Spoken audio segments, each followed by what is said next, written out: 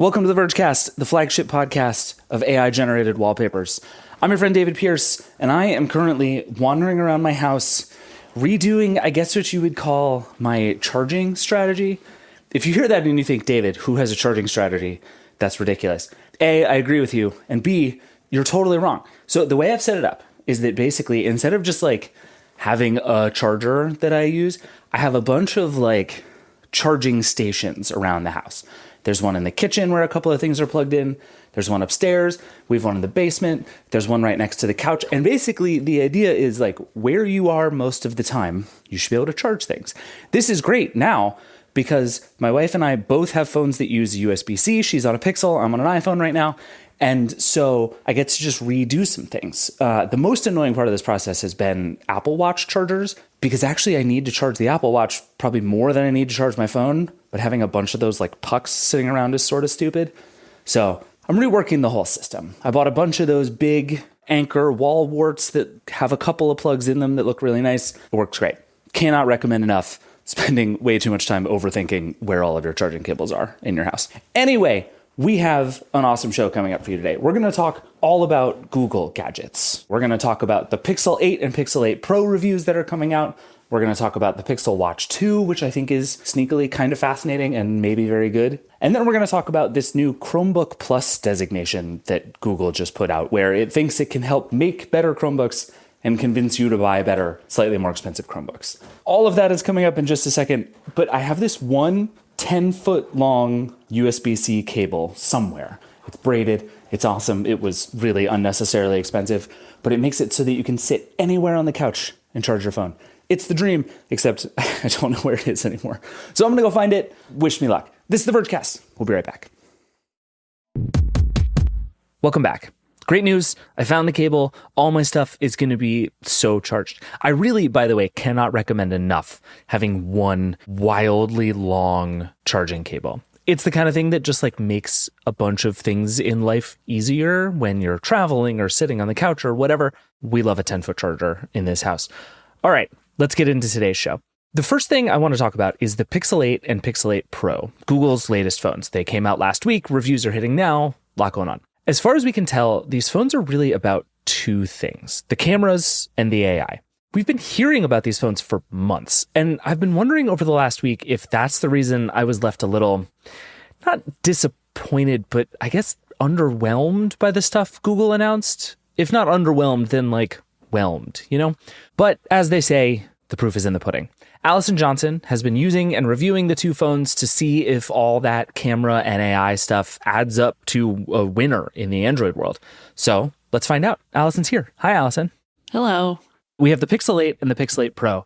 And one of the things I feel like you have to do in this process is like figure out how to explain kind of which is which and which is for what. Where have you landed? How do you sort of explain the difference between the Pixel 8 and the Pixel 8 Pro?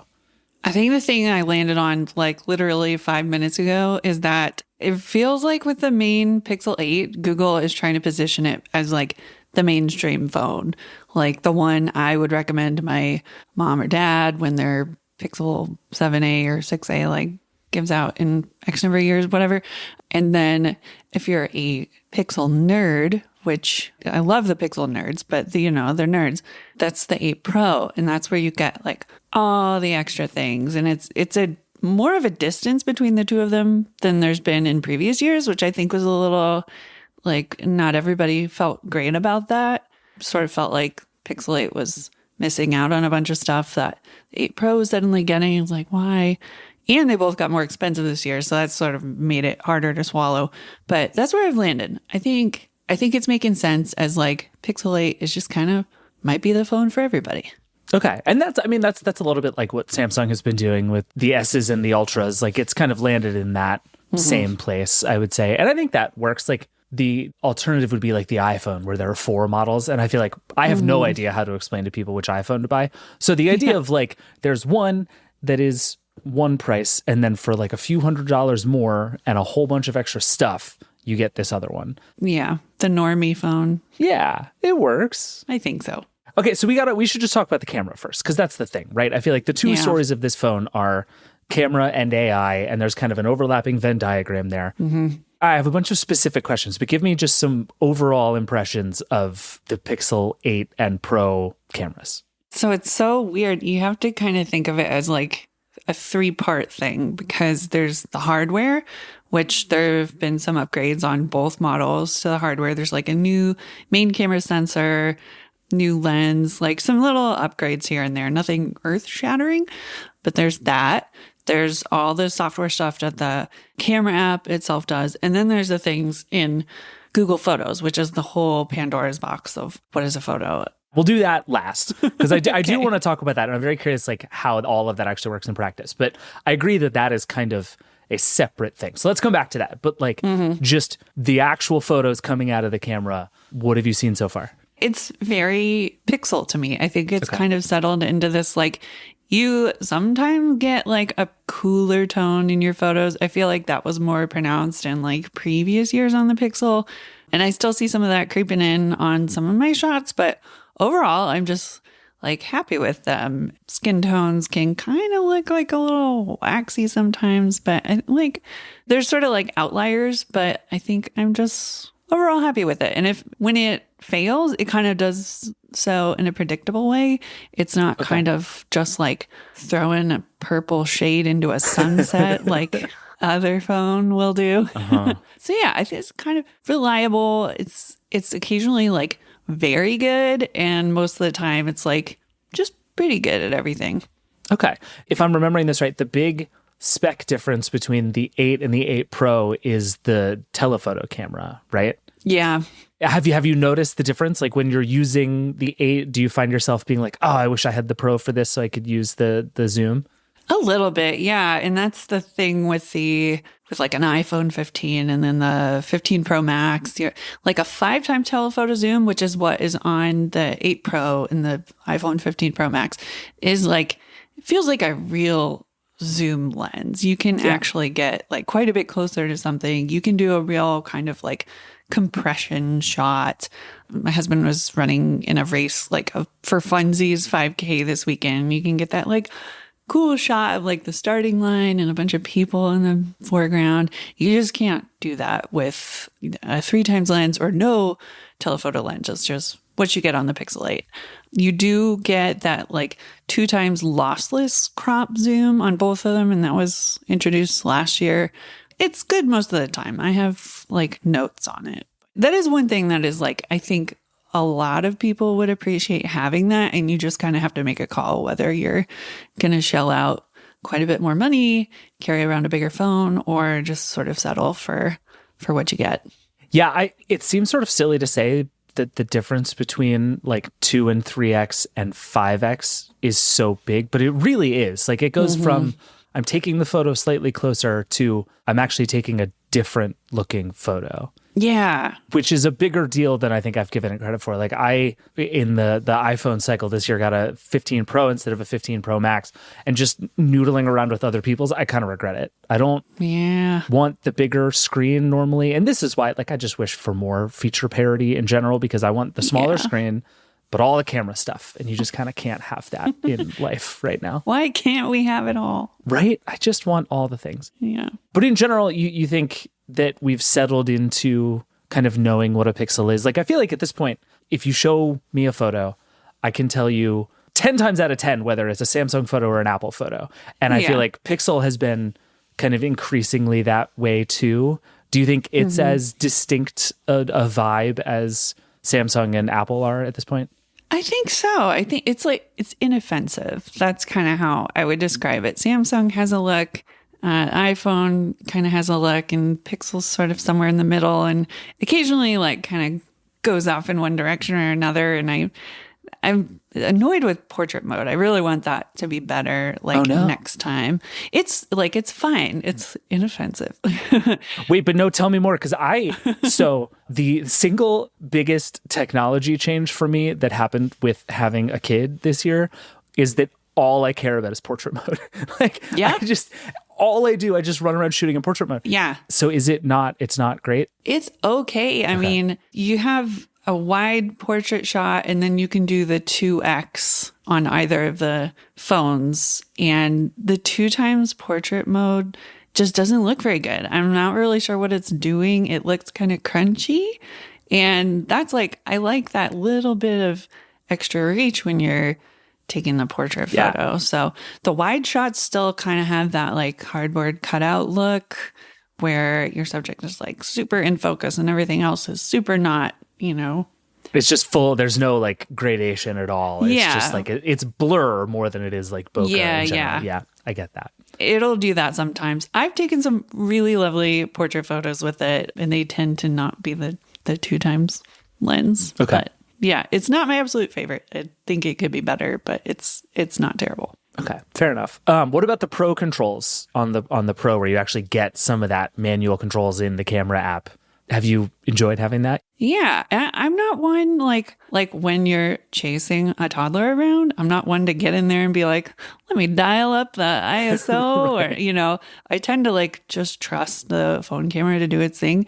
But going in there, you can turn on like picture in picture, like focusing, and you can turn, which has focus peaking attached to it. Oh, nice. Okay. It actually makes the macro mode like worth anything because you can actually see if your picture's in focus, right? Which is cool. What a world. Yeah, you can see like what part of your subject is actually in focus. So that was kind of a revelation. I was like, oh, I would actually use the macro mode now. But it's nice. The controls are nice. It's cool having it there. It's not in your way if you don't want it. It's not going to hurt you. Yeah, I appreciate it.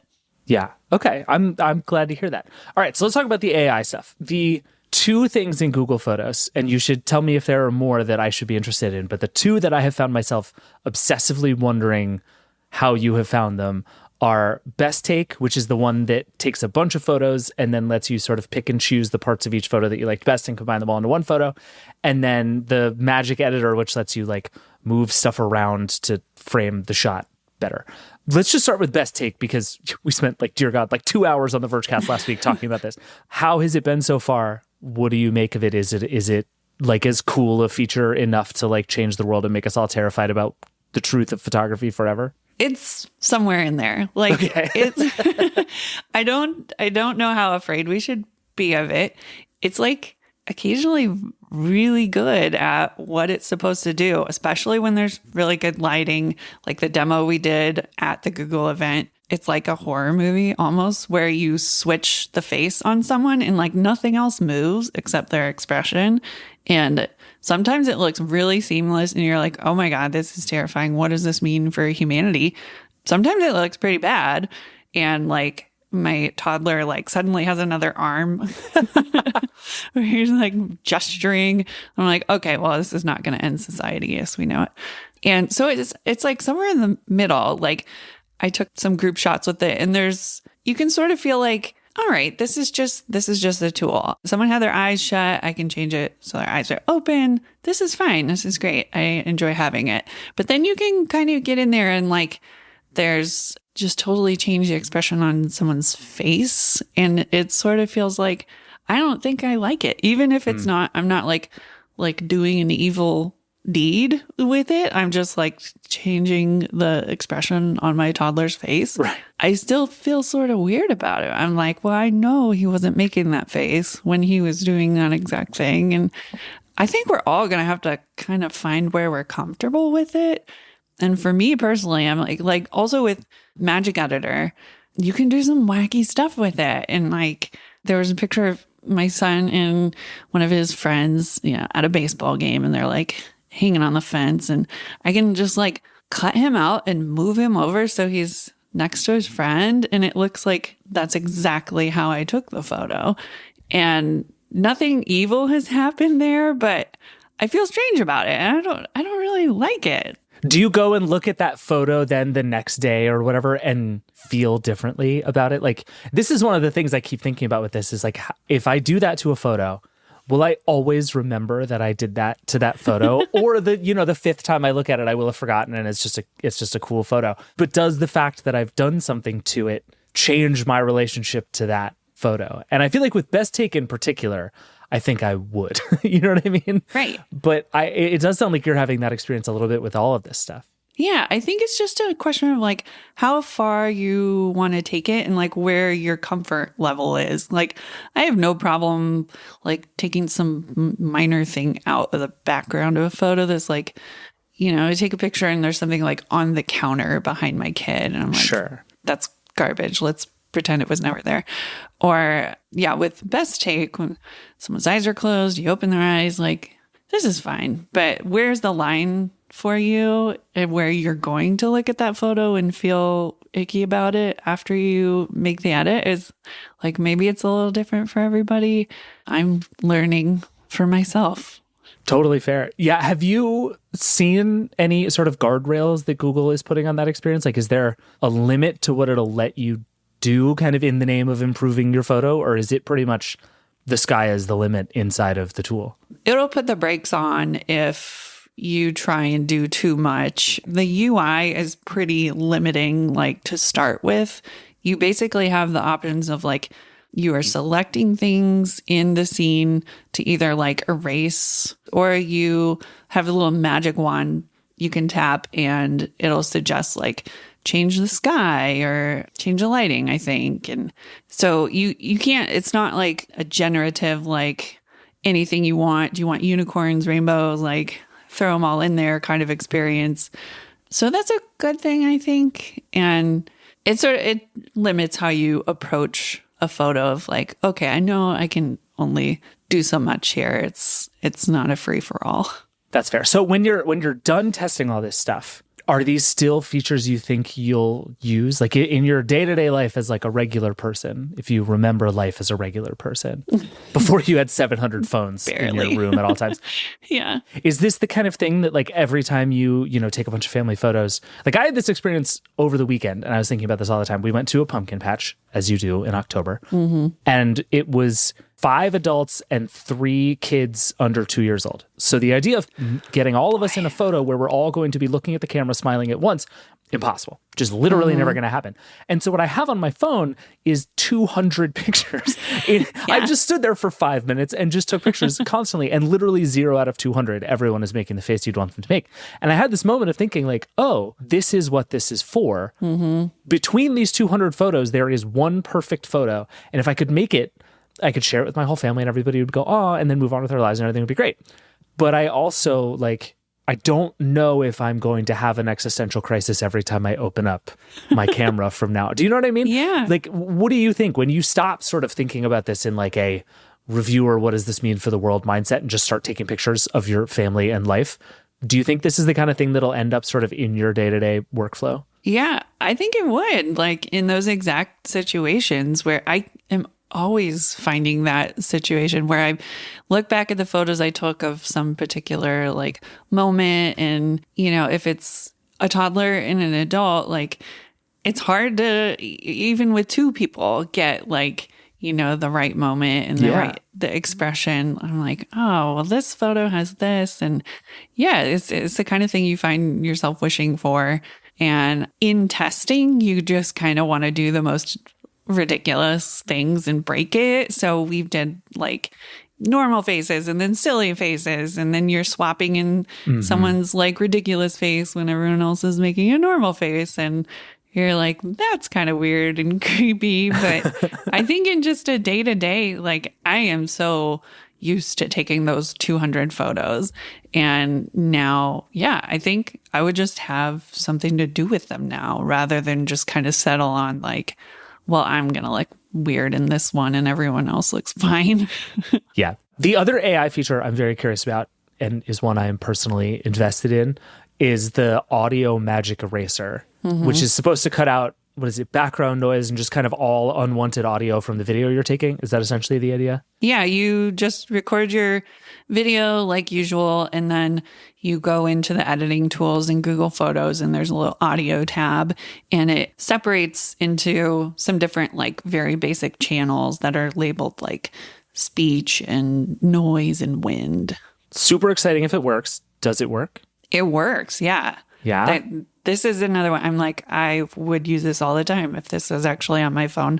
So I recorded a little test clip just walking down the busy street near where I live. It's like raining a little bit. There's all kinds of unwanted noise going on, and you can hear what it does. Let's hear the before. With no touching, this is just what the phone itself picks up. Just taking the Pixel 8 out for a stroll in the rain, and something I've noticed is that this Audio Magic Eraser really does best with constant kind of background noise. Something like a crowd or traffic like you're hearing right now sort of comes in and out. It's a little bit harder to control for, but still, I don't know, it's pretty impressive. Okay, and here is the after with the Audio Magic Eraser turned on.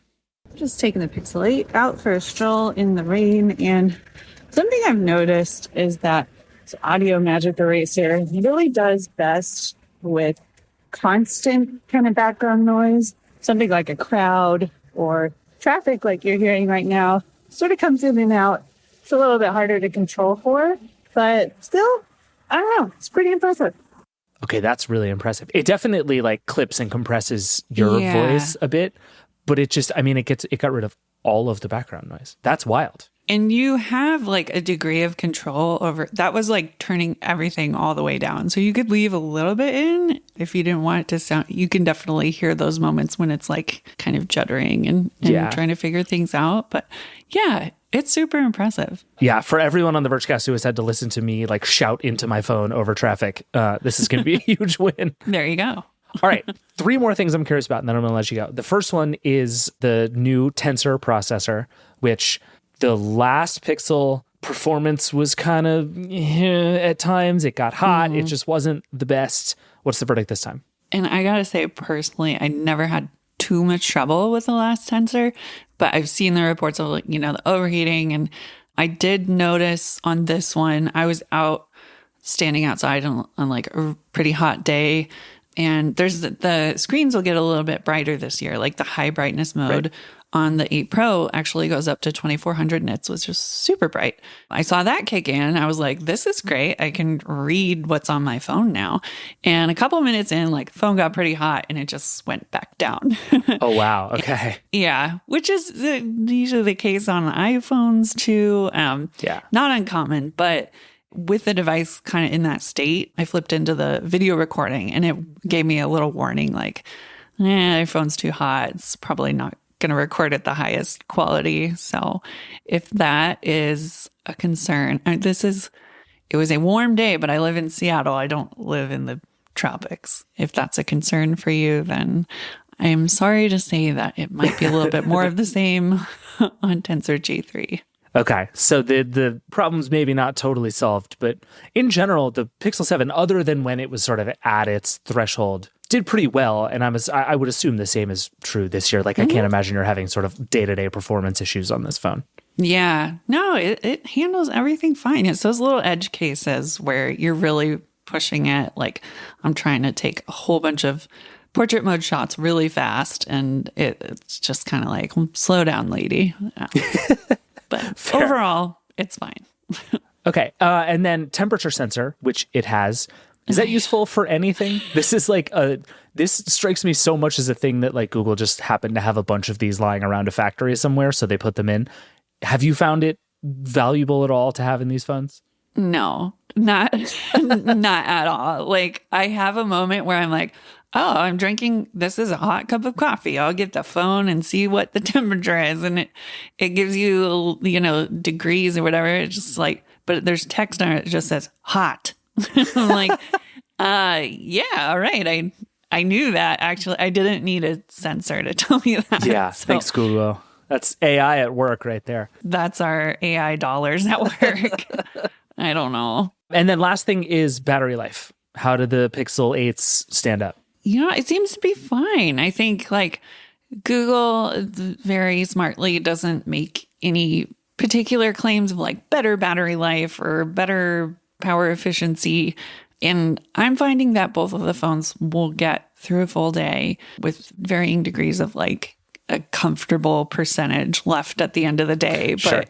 Yeah. Presumably the Pro does a bit better just by virtue of being larger. Yeah, that one you could, if you're just kind of a moderate user, you can push into the next day. But yeah, full day of use is just a kind of a blanket, like, yeah, you'll get that. Okay. That's good. So overall, it seems like there's no kind of one mind-blowing, earth-shattering new thing here, which in a smartphone in 2023 is not entirely unexpected. But I do think Google has been on this grind of like, we can do a lot of little AI things. There's a bunch of that in here where they're doing the summaries of web pages in the browser with AI and the better spam call filtering and all that kind of stuff. Does that all add up to much for you? Like, does the full sort of AI story make the Pixels more compelling than what you're getting from Samsung or Apple or any of these other companies at this point? It's starting to, and I feel like that's kind of been Google's pitch with the Pixels for the past couple of years, is like, it's so smart. It's going to do these things for you. It's going to make your life easier.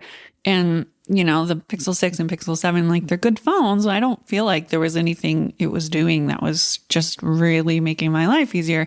I think that promise is like, could start to come true in the Pixel 8. And some of it depends on Assistant with Bard, which is going to come at some point in the future. Potentially. Yes, this is Google. So take that as you will. But that could really make Google Assistant very useful to be able to ask it like questions that require checking multiple sources or looking in your email. And I think there's a lot of potential there. There's also, you get 7 years of OS updates, which is a big deal. It really is. I remain, as we've talked about, unconvinced that Google is even going to make phones still in 7 years. So who knows? But I do think that's a real promise, and that's a big deal if that is actually true. And 7 years from now, your phone is still good and functional and up to date. Like, that's huge. And that's a real reason to buy these phones. Yeah. Yeah. So it seems like there's potentially like really useful things coming to it. The assistant voice typing is quite a bit better in the Pixel 8. It actually will like understand your sort of inflection and pauses, and it'll put punctuation in rather than like an entire long string of text, which is like, God bless my mother, but that is what I get from her every time she texts me. And you kind of seem like a sociopath when you do that. But I'm like, I would actually maybe use voice texting on this phone, and that's not a thing I consider. So there's a lot of potential. I think there's more potential for the Pixel 8 and the 8 Pro to be this phone of like, it actually does make your life a little easier, but it's, you got to put your trust in Google to get there. Yeah. As with so many things, I just reviewed the Meta Quest 3, and it's the same thing. It's like, look, no wrong answers. If you feel good about it, knock yourself out. If you don't, I totally understand.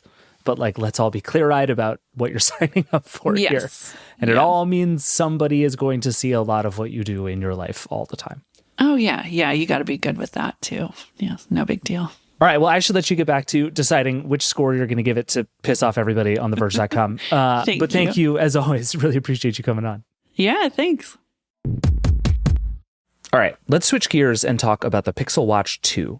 Last year's Pixel Watch had a bunch of good ideas and nice designs, but it felt very much like a first generation product. It had all the kind of stupid mistakes and weird build issues and all the stuff you do when you've never done this before. So I've been looking forward to this one, the second one, ever since. Super curious what the second gen watch might fix or improve upon and rethink after a year of doing this. Victoria Song on our team has been reviewing it, and I am desperately curious to hear how it's going. So let's hear how it's going. Hi, V. Hello. You were just telling me right before we started recording that the Pixel Watch 2 currently on your wrist is not the first Pixel Watch 2. My first question was going to be, is the Pixel Watch 2 less breakable than the original Pixel Watch? And suddenly I am nervous. Tell me what's going on. Yeah, so day 2, I was on day 2 with the Pixel Watch 2. I wake up and I look down, several deep scratches like all over the Pixel Watch at like, you know, it was dark, it was rainy, so I was having a hard time telling if it was a crack or scratches. So I was like, oh my God, I've had this for like 2 days. I'm racking my brain to be like, what did I do to do this to the watch? And I couldn't remember anything. So, you know, I had to go up to Google and be like, hey guys, this is not going to work. We need review photos. So, can you get me a new watch? And they actually did hand deliver a new watch, and they had a guy take a look at my scratched up Pixel Watch. And we were just standing there in a circle for a bit being like, what could have possibly caused this? So I still haven't heard back. They said they would get back to me with like if there were any trace materials in the scratches that might indicate what caused the scratches. But as far as I know, I went to bed, it was fine, woke up, scratches all over the place. Okay, so one of two things is happening here. Either you encountered Wolverine, but like tiny Wolverine, or two, this is a really bad sign for the Pixel Watch 2. Because my main thing with the Pixel Watch 1 was like, they did a lot of things right and were just missing kind of the like fit and finish and structure of the thing that often you get right with the second one. First one, you're like learning how to make these things. It's hard work. Watches are hard. It's a circle. I get all that stuff. But the second one is like, we had this problem with the first one. The things got scratched. This feels like a very bad sign. Does this strike you as a very bad sign? So my main concern is that, and I like ran this story a couple weeks ago, is that there's no current repair option for the Pixel Watch. And, you know, if you drop your watch and you crack it, if you scratch your watch yourself, technically that's not covered under a warranty. I'm not gentle with these watches, just in case people are wondering. I'm very klutzy. I fall down constantly. The original Pixel Watch, I was running once and I didn't do the clasp properly and it went flying. Almost flew into the East River and it was fine, no scratches, and it was like skidding across asphalt. So I really think you have to be quite unlucky in some respects. So, you know, I want to say I had the original for a year and nothing bad happened to it. I had the new one for 2 days and something bad happened to it. Yikes. So the second one I've had for about 5 days now and nothing has happened to it. Okay. I've also been a lot more conscious of where I put it down because that happened to me. But like, I'm hesitant to say that the Pixel Watch is like bad for that reason, but just because of the curved display and the way it looks, it is a little more prone to it. And other smartwatch companies have moved on to like either sapphire crystal or stronger materials. So that is just like a thing to keep in mind.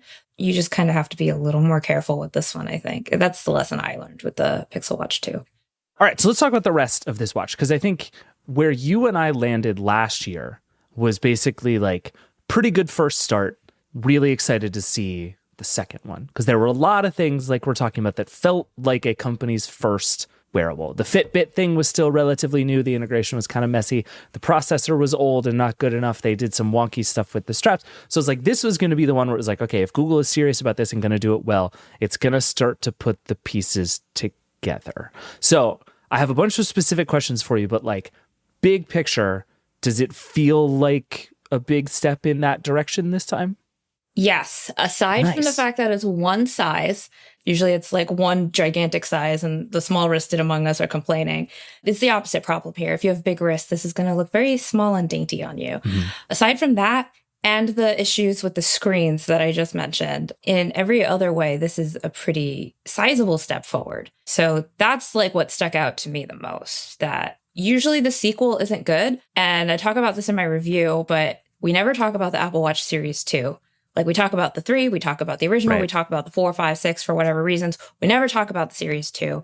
Samsung legitimately skipped a Galaxy Watch 2. It didn't even bother with 2. It just went from the original to the 3. Right. So, you know, generally the second is either something that the first should have been, or it's just like the forgotten middle child of gadgets that we just don't ever talk about. And I think this is the rare sequel that is definitively better than the original. With a few caveats and exceptions, which we'll get into. Okay, so let's run down some of it, because I went back to your review last year and pulled out some of the things you liked and disliked. And I think the one that jumped out to me the most was battery life, because you had, I would say, like middling battery life last year, sort of in normal use. It wasn't like dramatically worse than any other smartwatch, but it also wasn't particularly impressive. But then as soon as you started doing stuff, especially exercising, the battery life was kind of a mess. How is it this year? It is a massive improvement. So like people asking for multi-day battery life, like Garmin levels or like truly Fitbit levels, stop. You're going to be disappointed because you still have to charge this every day. Sure. But you are going to get 24 hours with always on display enabled. Last year, you could get 24 hours if you turned off tilt to wake and you turned off the AOD and you were just like super babying the watch, being very intentional with how you're using it when you're using it. You don't have to do that as much this year because, one, it charges a hell of a lot faster. Like this morning, I went on a run. I did all my like little exercise duty dotties, whatever. After a whole night of charging, I had about 100% at like 11 a.m. yesterday. So Okay. I'm here at 10 a.m. with 15% left. And here we are about an hour later, I'm at full. I just went about my like shower, putting on clothes, becoming a human again ritual, and it was done. That's fast charge. Like I think 45 minutes to an hour is what most people will need if you're not getting it down to zero. So that's pretty great. And then just in terms of general usage, I was writing down statistics left and right just because last year was so bad. Like I went, I think on a 30-minute to 45-minute run last year and it drained 41%. 41%, which is absurd. That's terrible for such a short period of time. And subsequent software updates fixed that so that it was less bad, but it's actually good now. It's on par with Samsung in terms of battery drain now. So I went on a bunch of 2-mile runs. I went on a bunch of walks with the GPS enabled. And I want to say that in general, I was not losing anything more than 6 to 15%. And that's in a bunch of various like situations. Sometimes when I'm streaming music offline, sometimes I am actually using safety check while I'm doing my workout. So that's enabling cellular the entire time, kind of. So, there's just a lot of different scenarios. I never lost more than 15% in a 30 to 45-minute time period, which for most people, that's like a solid workout. That's what you're going to do. And I had some really active days where I was getting a bunch of auto workout tracking, which was a big issue with last year as well. So, I'm going about my day. I never really had to worry about the battery. And I just so everyone knows, I did not use a single battery saving feature this entire week. Which is good, and you shouldn't have to, right? Like, I think what you're describing to me is like what a smartwatch should be, which is basically like I should take it off and charge it when I shower and get ready in the morning. And then I should never, ever, ever think about its battery otherwise. And it sounds like what you're describing is basically that, right? Like it charges pretty quickly so that you can shower and get ready while it charges. And then once again, we're coming around to I need to put a watch charger in my bathroom. And I hate this. And I still, people sent me a bunch of pictures of like dangly Apple Watch chargers in their bathroom when I talked about this on the Vergecast a while back. And I hate it. And it makes me so angry. And yet this is the life I have to live. But it sounds like it's as good as it needs to be for you to like live your life and not be annoyed by the battery. And that feels like a huge win over last year. Yeah, it's a huge win. And I think for the average person, it's going to be great. If you're a Garmin head, and you're wondering whether this is going to last you a 14-hour hike with GPS on, I wouldn't bet all my chickens on that. That's not right. Like what you're not going to be happy. This is not enough of an improvement, but for the average person, the person who's looking at a flagship smartwatch because they want all the Google services or because they want to do something other than track fitness, but also track, a reasonable walk every day or something like that. This is finally good enough.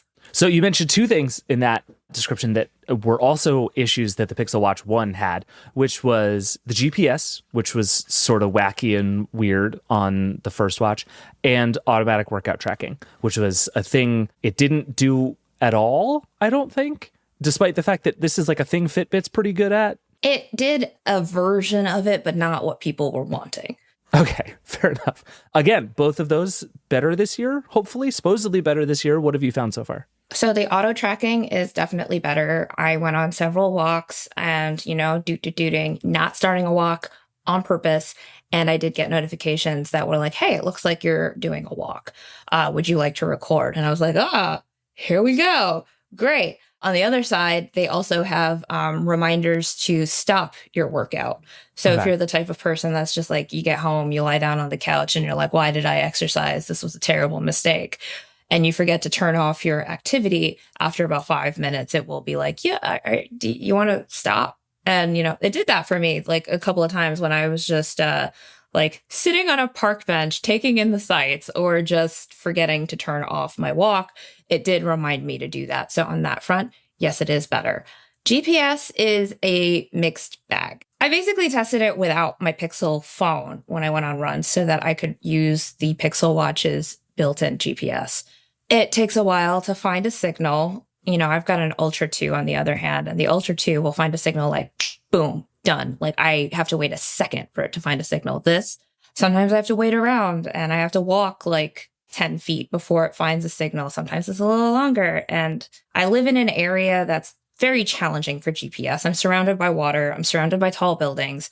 That's understandable. This is not necessarily a thing that's limited to Google. A bunch of smartwatch companies, even those with good GPS, have this issue where I live. It's just something that I clocked. And I had a weird instance where I went on a run. The GPS map was only half right. And it said I only did 1.3 miles, which is wrong. I never do just 1.3 miles on a run. 2 minimum is my thing. Like I feel like I need to do 2 miles to feel like I got at least some sort of cardio release going on. So I had done about a 2-mile run, feeling like really good, wanting to check my stats after. And it's like 1.3 miles in the app. On my wrist, it was like 2.1.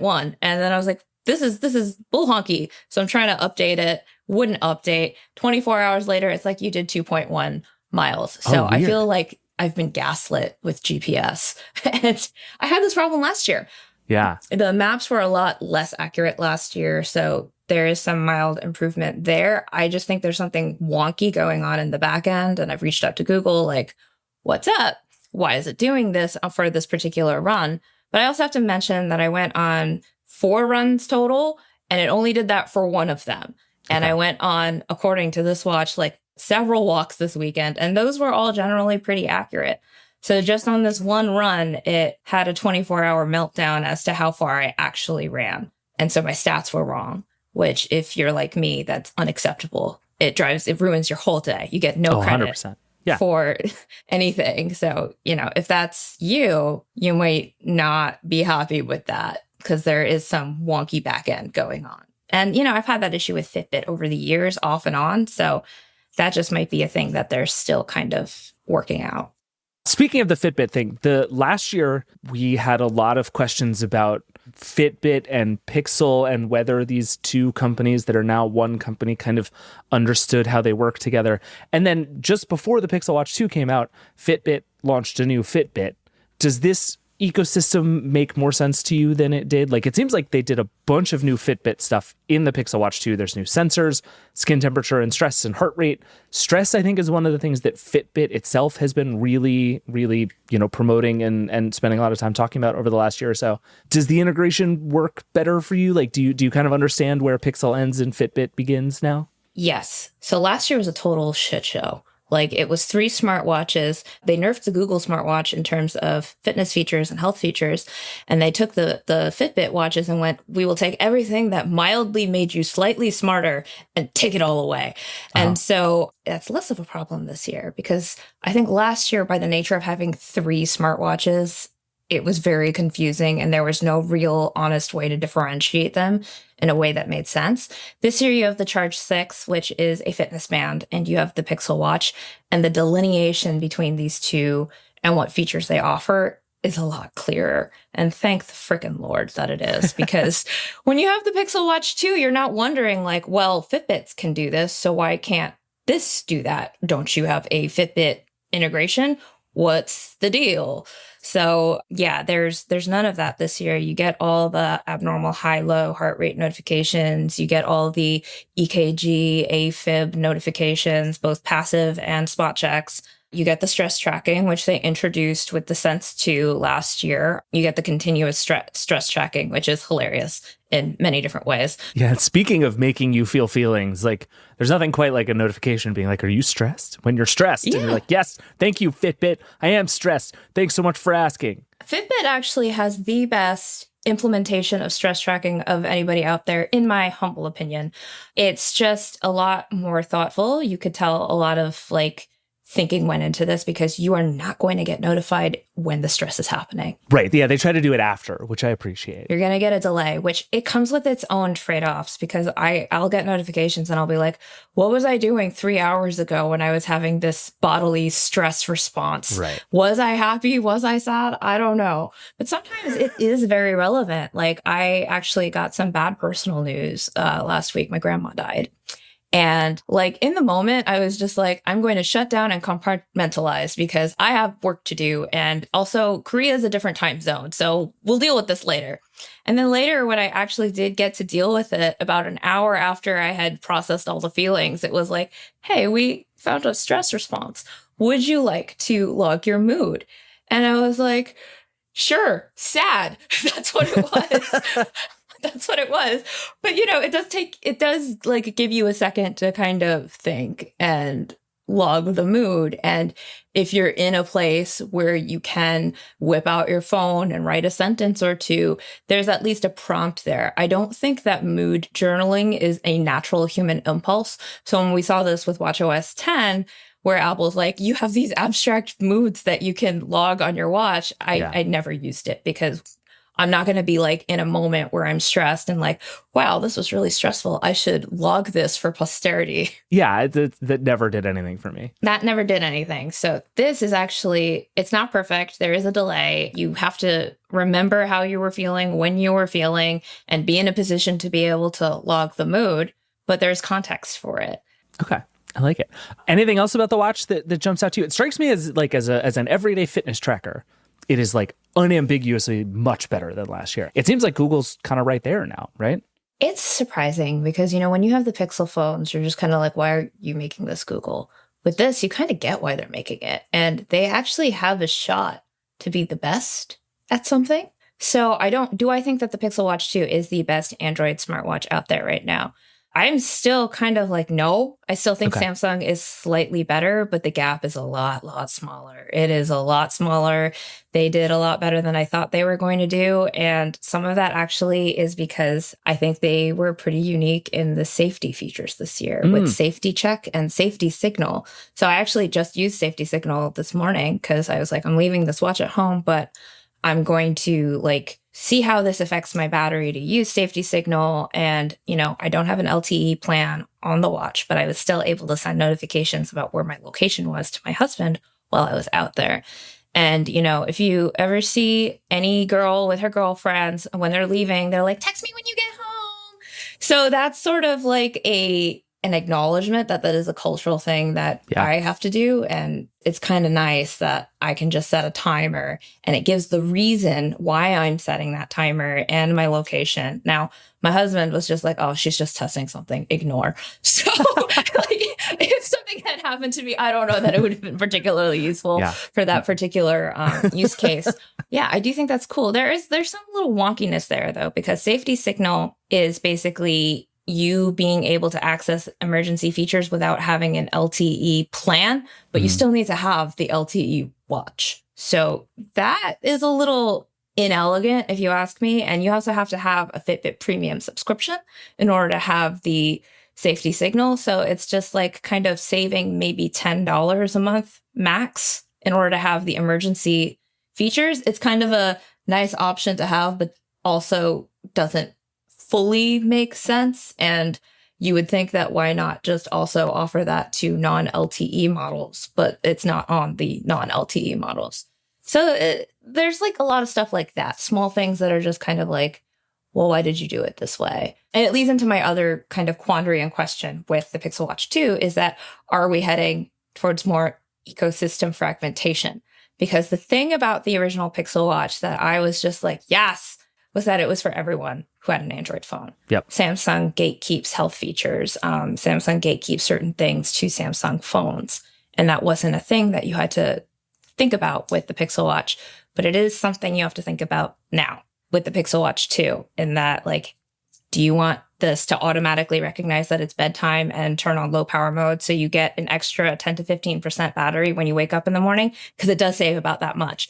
Cool. If you have a Pixel phone, you can go into the digital wellness settings and make it so that it auto syncs with your watch and will automatically go into bedtime mode, which the original does not do. You have to manually do it. And who falls asleep going, must put bedtime mode into my watch? I never did that. So that was a huge problem. I don't have to do that with this because I've paired it to a Pixel phone. I'm still going to have to do this manually if I pair it to a Samsung phone. So we're starting to have instances like that where I'm just like, hey, you guys were supposed to be the ecosystem agnostic watch. And now you are kind of putting some things in there that make it better with Pixel phones.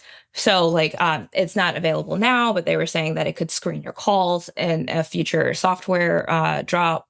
So that is also going to be limited to Pixel phones only. So I'm like, aha, I see we are introducing some ecosystem nonsense into the mix. There was a lot of that this year. I think in the phones too, there's a definite sense that Google is getting more comfortable keeping stuff for itself. And it's like, it's still probably like if you don't own a Samsung phone or a Google phone, it seems like the Pixel Watch is probably the more ecosystem friendly of the two if you're going to pair it to some other Android device. But it is, I agree with you, it's still a little concerning to see Google sort of slowly start to close the doors. And they're like, we just mostly want to sell you Pixel stuff. Because like, I get if you don't want a Pixel phone, especially if you're in the US, like Android users tend to have Samsung phones. That totally makes sense. I really hate how it seems companies are using smartwatches as cudgels to keep you in an ecosystem. Like, Yep. I occasionally want to switch to an Android phone just because my iPhone is pissing me off, but I'll never do it because I have an Apple Watch. So like, that's very annoying to me. Yeah. And I see Google doing this here, and it was just sort of like, you guys, I was rooting for you to keep it platform agnostic, and Garmin is still the only truly platform agnostic thing. Yeah, I agree. But I think in general, the story you're telling about the Pixel Watch 2 makes me excited. I think you're right that Google has a lot of incentive to keep building this thing, not least because it spent a hell of a lot of money on Fitbit. And the fact that it is sort of systematically improving the things that weren't great give me hope that like as it keeps working on this stuff, I think the form factor ideas it has are right. I think some of the assistant stuff, especially as they start incorporating the large language model stuff, is going to start to be very cool. There are a lot of interesting places this could go. And I think it gives me hope that Google might actually know how to build a good smartwatch over time, which I was not sure of last year. I was not sure of that either, but I really do think that if they get their shit together and they really stay on top of the Fitbit integration, which is kind of rocky at this point. Not a lot of people are loving the Fitbit app redesign, which I can kind of understand having played with it for a few days more deeply. But it's just like, if you can stay on top of that, if you can manage to not piss every Fitbit user who's been there for the last 20 years or however off, if you can continue to innovate, and I really do think Samsung should be worried. They should start not resting on their laurels, because the Galaxy Watch 6 was incredibly iterative. I almost fell asleep writing the review. Even though it's a great watch, I was just like, it's the same as last year, kind of. Oh my God. So by nature of being new, even if it's not perfect, it's still more exciting than the existing Android options. And because it's Google and because they own the software platform, I don't know, they have the chance to be the best at something, which besides search engines, what can you say that Google is the best at? So I don't know. It's very interesting. And maybe not even search engines, but that's a different podcast. We will come back to that. All right, we should take a break. But V, thank you as always. If you figure out your tiny Wolverine problem, come back on and let us know, okay? I will. Thank you. All right, we got to take a break, and then we're going to come back. We're going to talk about Chromebooks.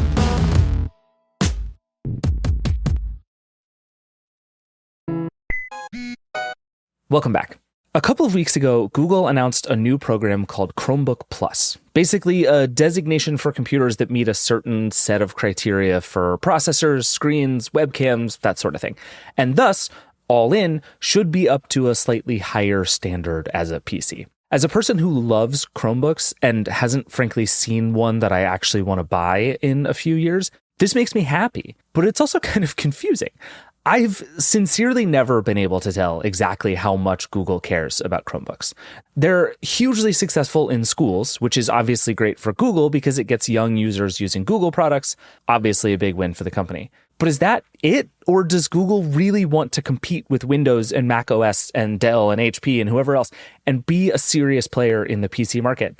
It honestly feels like some days it does and goes all in on this idea, and then it cancels a bunch of products and changes its mind like 4 months later. And then 4 months after that decides to go all in again.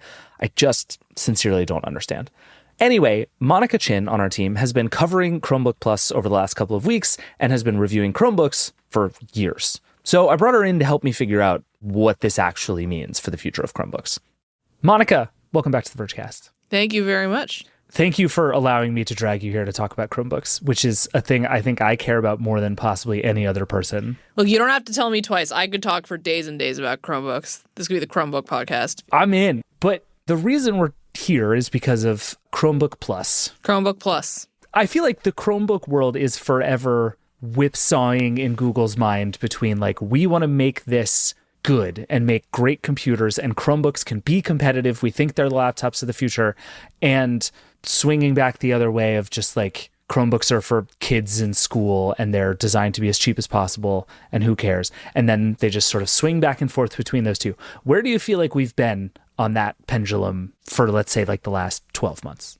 Yeah. So companies have been trying to make the quote unquote premium Chromebook into a thing for like quite some time now. Like a decade. Yeah. Yeah. And by premium, I mean like a Chromebook that you could charge more than $1,000 for and like people would buy it. That in the Windows laptop world, we're at a point where that is not like a super, super high price. It's certainly a lot of money. Like no one's like, oh, $1,000 is super cheap. But we're at a point where like that is a price that like is not only reserved for super expensive gaming laptops. Like that is something you would pay for maybe a Dell XPS 13 or a Galaxy Book, like something like that. Yeah. But for Chromebooks, that is still very much like a, you put a Chromebook out that costs that much. That is not that much less than the MacBook Air. It needs to be really well built. And the question is like, can we convince people to pay that much for Chromebooks? So we have had Samsung, which has tried the Galaxy Chromebook, which was beautiful and gorgeous, had an OLED screen. Just honestly, one of the prettiest computers I've ever used. Battery lasted like 4 hours, was not a good time to actually use. They tried the Galaxy Chromebook 2. It was a little less expensive, still like very red. That was like one of the big things about the Galaxy Chromebook line is you get a red one. I loved the red. Love the red. Really gorgeous. Galaxy Chromebook 2 was like not as beautiful. Screen was like not as premium, but it was a little bit less expensive. That I think everyone kind of agreed was a better way to go about it. HP has tried like a Dragonfly Chromebook. They started out putting out like this gorgeous, like reminiscent of the actual HP Dragonfly line, which is a very big, famous business line. Yeah. Like something that they were trying to push on like, oh, this is for the C-suite. They also kind of ended up knocking that down to something that to the HP Dragonfly Pro is like one they put out now, which is like more of a modest, like not quite as OLED gorgeous, beautiful, but it has an RGB keyboard. It's still kind of cool. Price is more closer to $1,000. Like they've also sort of bumped down to sort of more of a mid-range tier. So, you see companies here and there sort of try this thing. And then I haven't really seen an example of one that has become so successful that they've continued putting out tons and tons more versions of it. Right. Which is what you do see with some Chromebooks that do become very successful, like Acer's Chromebook Spin 713 or, stuff that's in that tier. So do you think it's even possible, this is a thought experiment I have been through many times over the years, that if you could get everything else right, like I think we agree that the MacBook Air is probably the closest to doing all of the laptop things right as anyone at this moment. If you just took a MacBook Air and all of the things that it does very well, battery life and performance and the way it looks and the keyboard and all this stuff, took out Mac OS and put in Chrome OS, could you sell that to people for $1,000? Yeah, so it's tough because the number of like full-fledged apps you can use on Chrome OS, the options you have are not as many at this point. Now, there are ways to use lots of the big Windows apps, the big, like, quote-unquote premium Windows apps on Chrome OS. Like, there are versions of, like, Photoshop for web and, like, the different Adobe apps. Office is on there in some form. And then there are, of course, Android apps, which, like, that is a whole separate conversation about, like, how well Android apps on Chromebook are or are not going. Yeah. But, like, there are versions of things like Spotify. There's a version of it you can use on Chrome OS. Slack, as far as I know, there is not still, although it's always hard to know because that one has been, like, coming and going from the store for years. Like, literally, I could say it today and tomorrow it could come back or go away. It's hard to know. PWAs are, like, things that you can use. So there are options, but it is still a little bit more complicated. Like if you are on Windows and you want to use a professional app that leverages your GPU or, play a game, whatever it is, you go on Steam, you go on the Microsoft Store, you just download it and then it's there. And on Chrome OS, it is still more complicated to figure out, like, okay, do I have to use this on the web? Is the Android app the best option? Maybe there is an Android app option, but maybe instead I should be using the PWA. Like there's just, it's a little bit more complicated and not as robust of a software ecosystem. That said, there certainly are other benefits to Chrome OS over like something like Windows or Mac OS. People love how quick it is to boot. I mean, it boots like almost instantly. Yep. That's like a big draw of it. Background security updates, those are like a thing that people really like. A lot of people like to run Linux on their Chromebooks. That is a thing you can do.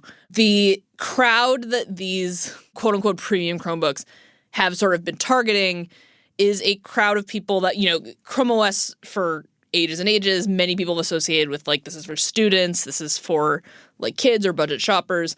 The contingent of people that the premium Chromebook has sort of been trying to target is people who are not students, people who are like, who have some deep pockets, who are your engineers or creators or, business executives, whatever job they have.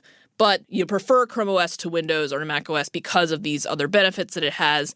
But they don't want to be limited to like cheap devices that are built for students. They want the kind of premium hardware that, their coworkers in the C-suite are all on ThinkPads or HP Dragonflies, and they want a laptop that runs Chrome OS but has that same kind of, really nice build. I think you just described like the perfect second device, right? Like the thing you're describing where it's like you can do almost everything, but some of it is going to be kind of hacky is also kind of the way the iPad works. Mm-hmm. And so I think if you like want to be the person who uses an iPad for work, like you can do it, but you're going to do a bunch of things in these really wacky, hacky ways that aren't as easy as on some other systems. And I feel like Chrome OS has a handful of those, which I guess has always been the problem because it's like if you want a light, thin, simple computer that boots really fast and you just like want to send a bunch of emails while you're on a plane, like Chromebook is perfect. But for most people, that can't be the only computer you own.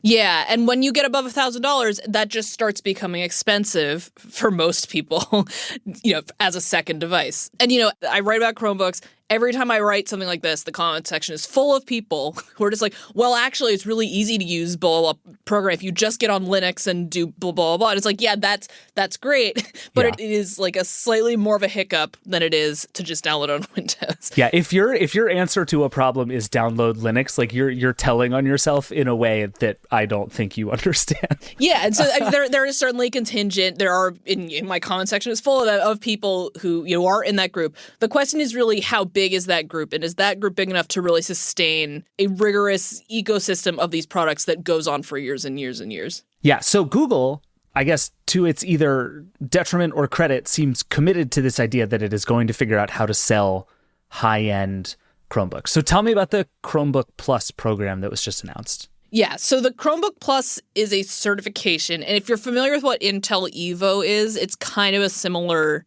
idea. Evo was previously Project Athena, and previously before that was the Ultrabook label.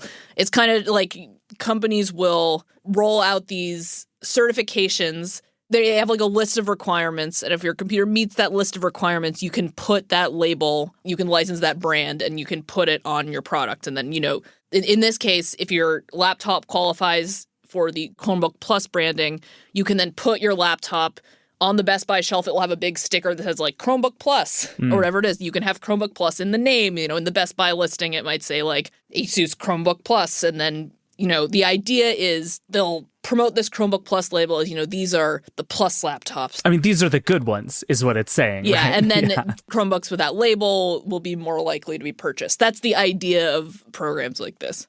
Which I think is fine. Like, part of me wants to make fun of Google for essentially having to come up with a label that says these are our good computers, which implies that most of your computers are not good computers.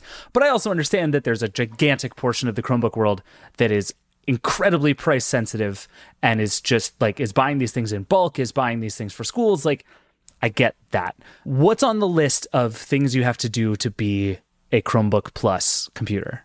Yeah, so compared to the Intel Evo standard, which is this kind of thing that Intel runs, or something like AMD Advantage, which AMD runs for gaming stuff, it is not a particularly extensive list. So you have to have an Intel Core i3 or a Ryzen 7000 processor. Which is basically just like a quality class PC processor. Yeah, so if you have a Celeron like that, that's not a Core i3 or higher, that doesn't count.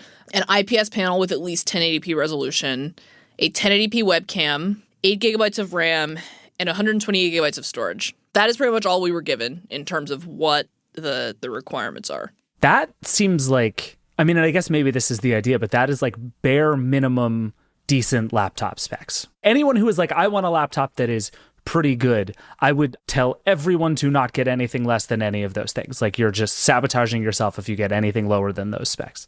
I mean, I don't know that I think a Chromebook needs to have a Windows laptop, yes. Sure, okay. Chromebook, I think some of these to me would be like, okay, this is a quote unquote good Chromebook that you're shopping for. In particular, I mean, the 1080p webcam, like. That's fair, yeah. 128 gigabytes of storage. Like, there's a time when I would have said that was a little higher than necessary for a Chromebook. Just Chrome OS doesn't take up as much space as Windows does.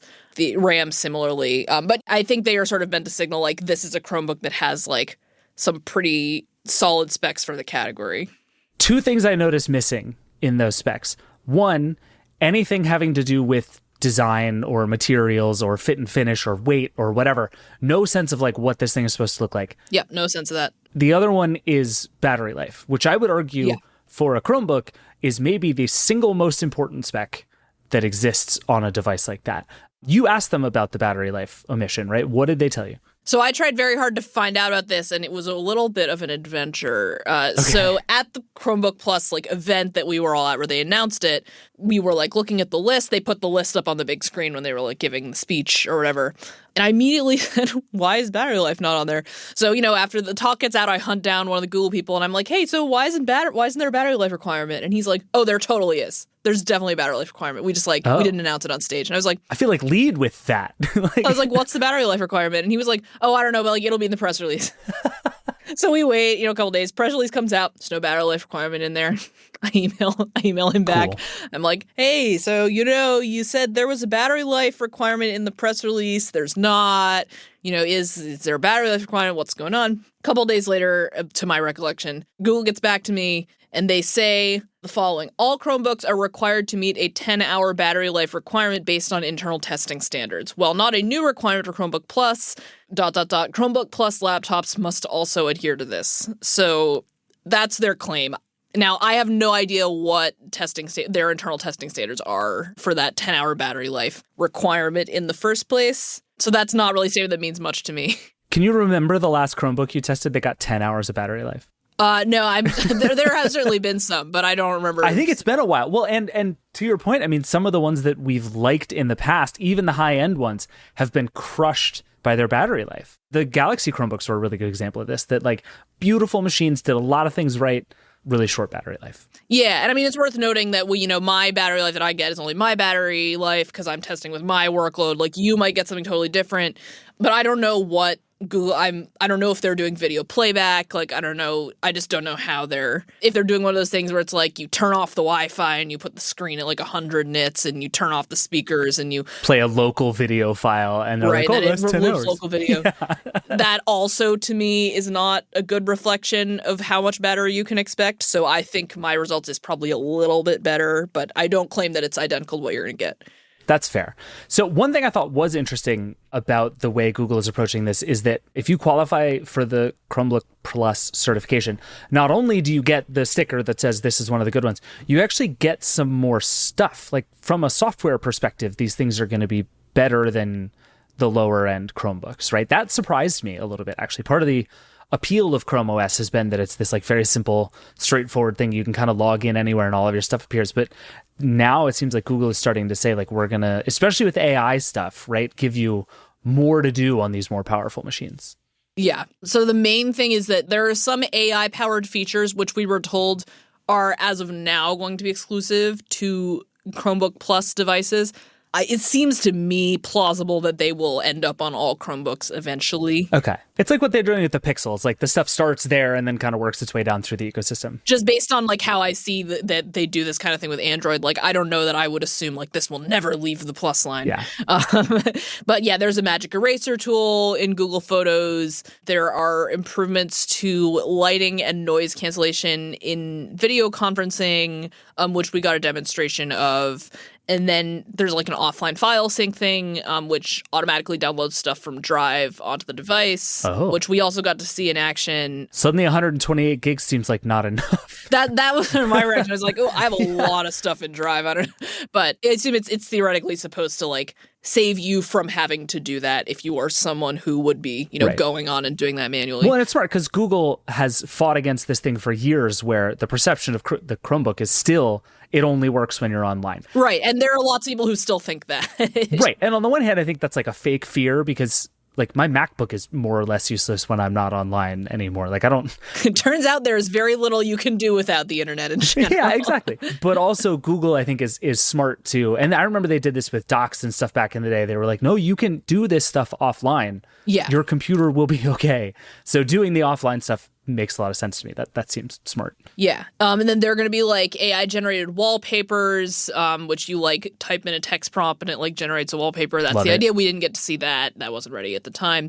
There's a quote unquote personal writing assistant. Oh, Lord. Very curious, excited to try that out. I love to be assisted with my writing. So, I welcome that tool.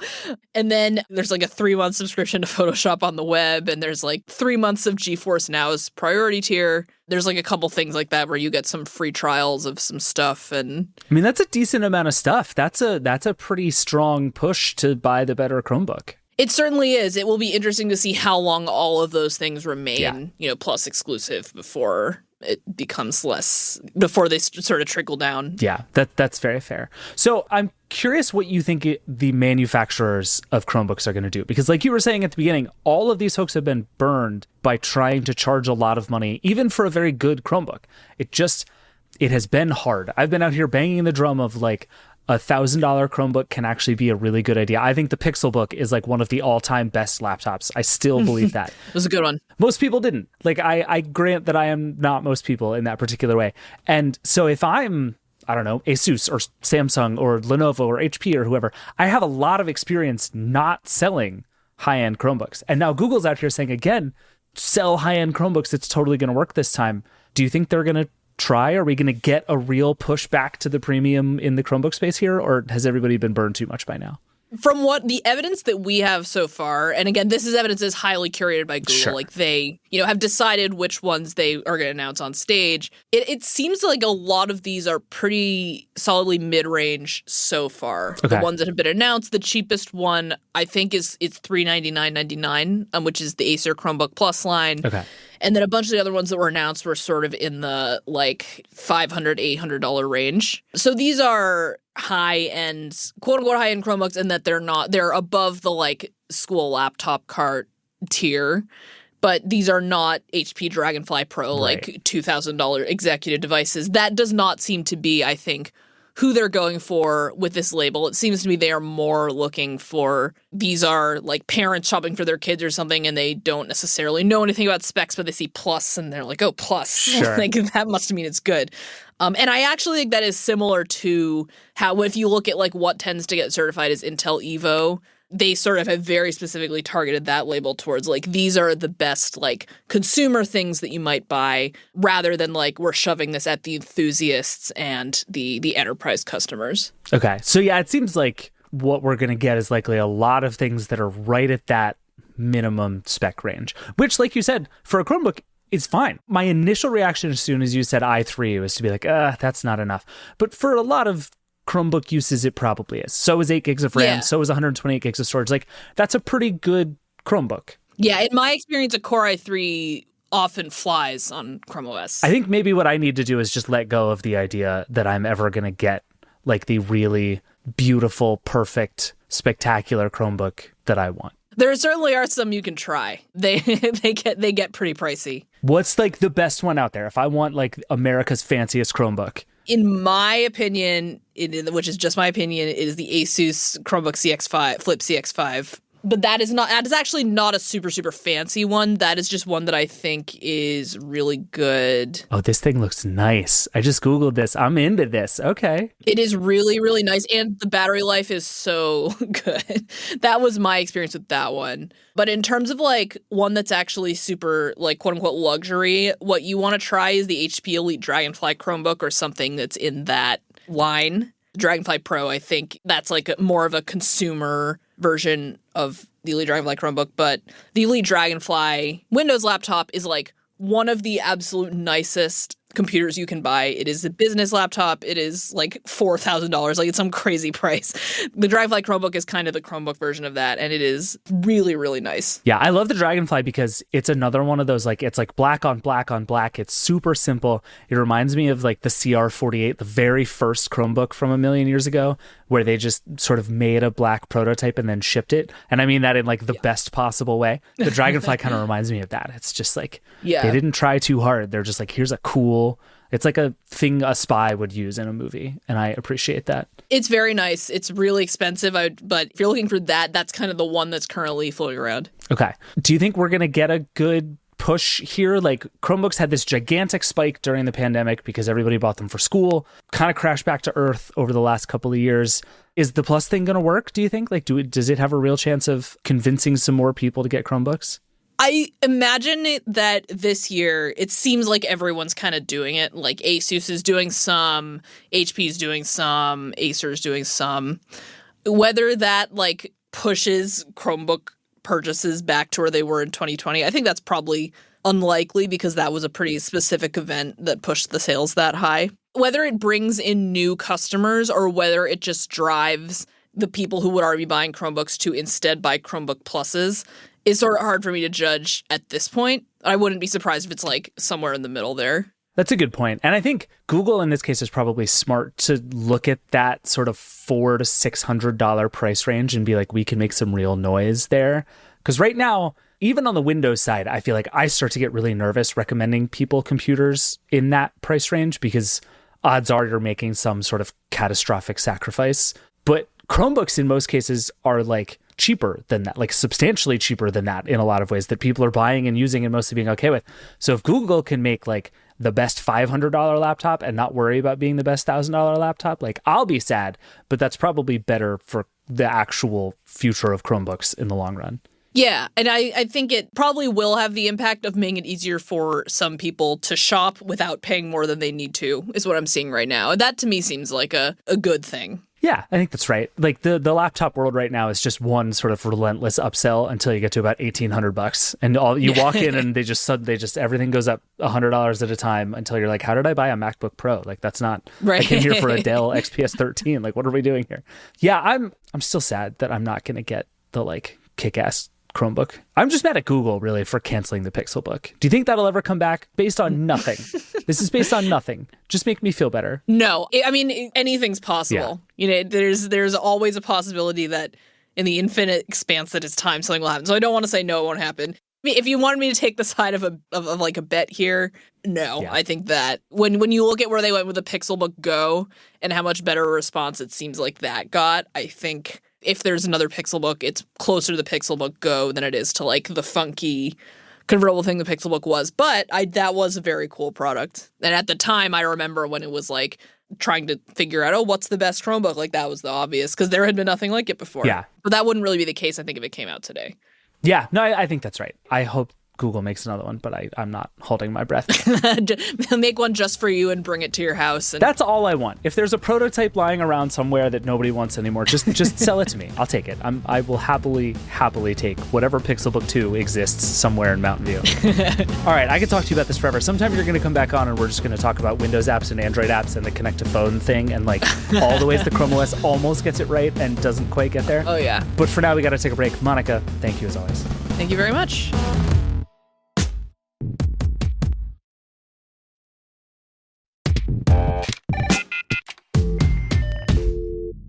All right, we're back. Let's get to a question from the Vergecast Hotline, as we do on the show every week. As a reminder, the hotline number is 866-VERGE11, and truly, I love all of the weird questions you've been sending us. We've been getting some really fun, really wonky ones recently. Thank you for everything you've been calling and asking about. And if you don't want to call, you can always email us, vergecast@theverge.com. That works just as well. Thank you again to everyone who's been emailing and calling. Super fun times on the hotline. Our question today comes from Tyler. Hey, David, this is Tyler. Hey, I was just thinking back to this maybe blog post or something that went viral in the late 2000s. And it was all about how to use iTunes to create custom playlists. We sort of forget about this, but iTunes had so much data baked into it and so many fields where we could add our own data to it. I feel like me and everybody else I knew, we all rated our songs. We had custom genres, and you could tell iTunes, hey, please make me a playlist with everything I've rated 3 stars or higher that I've not listened to in the past 4 months. And then maybe mix in with that music that I've bought in the past 2 months that I've not rated yet. And it was just this great way to kind of control what you're listening to. And I just feel so sad that, with most of the streaming services, like none of that control is there anymore. And I'm just so curious if anybody in that streaming world thinks that there's an appetite for people that care about organizing their music and being kind of a music nerd about it. Anyway, thank you so much. Love the show. Bye. Okay, I love this question because I think Tyler, like a lot of us at The Verge and also all the Vergecast family, we're a lot of like music nerds and metadata nerds. And so the idea of like, I would like to go in and type in a lot of information about all of my songs so that I can do things with it just feels right to me. I have 2 things to say about this. The first is just a frankly hard truth about the way that the world works. Most people, Tyler, do not want the thing that you described. I agree that that's unfortunate. I agree that there are lots of people out there who do want that and would like to have more control over their music. But we've been in this phase really for the last decade where the idea of having your own music collection with, things that you've ripped from CDs and stuff that you've downloaded and this sort of carefully curated, beautiful library of stuff is just a dying art. There are people out there who do it, and there are lots of great apps out there, particularly on iOS. There are some really good local music playing apps that actually give you some of the stuff that you're talking about. But in general, that's a dying behavior. People want these algorithmically generated playlists. They want to use things like New Music Friday and Release Radar to discover new music. People want to find all the stuff without all the work. And that is what I've been hearing from streaming services for years, that the idea of building a library of music is just a dying art. I think that's sad. I wonder if it'll come back around. But I think asking any of these streaming services to invest in that is just probably not going to happen, at least for the next few years. Maybe that'll change. Vinyl is coming back in a big way. This sense of ownership is coming back in a lot of ways in media, I think, because things move around a lot and things come and go. And the idea of like, I want to have a collection that is mine, I think is kind of coming back. So maybe it'll get better. But for now, I would not hold my breath. But I have better news, which is that I think AI is going to go a long way towards solving part of what you're asking for. I think being able to say, I have input all this data about what I like and what these songs are and stuff, probably not going to happen. But the thing about a service like Spotify is that it has a ton of that metadata about these songs. It knows the style of the songs, the style of the singing, how much guitar there is, how much piano there is, what the BPM is. And what Spotify, it has been reported and revealed, is working on is basically a way to use AI prompts to generate these kinds of playlists. So you could say, I want music with, this genre and this kind of singer and a twangy guitar that is under 4 minutes and 108 beats per minute that is also good to listen to by the pool. And it will just make you that playlist. I have no idea how good it will be, as we've seen with a lot of these chatbots. It's kind of iffy in a lot of ways. And I actually just recently talked to Gustav Soderstrom, who's the president at Spotify and has been working on all of this stuff for years.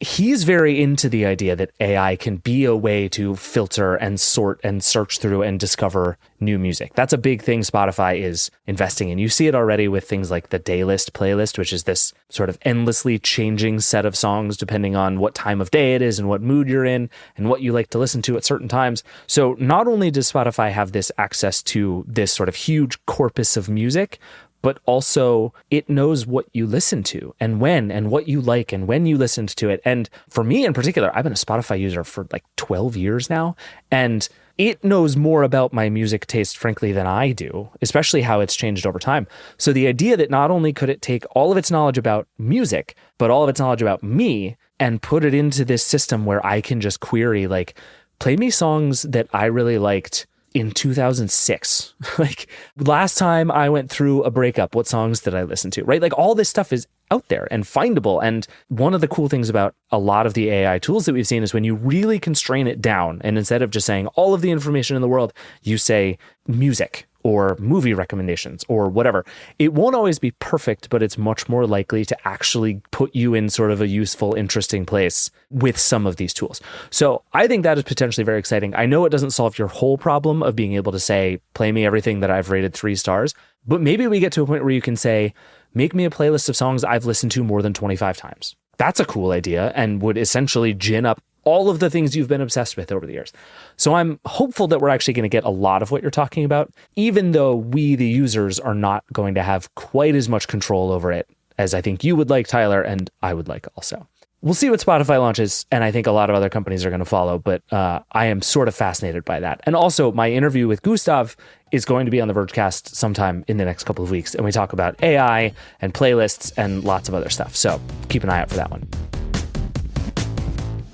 All right, that's enough for the Vergecast today. Thanks to everybody who came on, and thank you, as always, for listening. There's lots more about everything we talked about at theverge.com. We're covering all of the Pixel stuff. Our reviews are up. The Chromebook Plus stuff is up. There are new devices coming out. A lot going on in Google land right now, so keep it locked on theverge.com. And as always, if you have thoughts, feelings, questions, or other wacky things you think you can do with the Pixel's AI stuff, please let us know. Call the hotline 866-VERGE11, email vergecast@theverge.com. Super fun to hear from you all the time. Please keep it all coming. I'm sorry we don't answer emails in particular as quickly as we'd like to sometimes. It's been a busy few weeks, but we read them all, we love them all, and we're going to get back to as many of you as we can. Thank you, as always, for emailing. This show is produced by Andrew Marino and Liam James. The Vergecast is a Verge production and part of the Vox Media Podcast Network. Nilay, Alex, and I will be back on Friday to talk about the Quest review, all the trials going on, and a whole bunch more in tech news. We'll see you then. Rock and roll.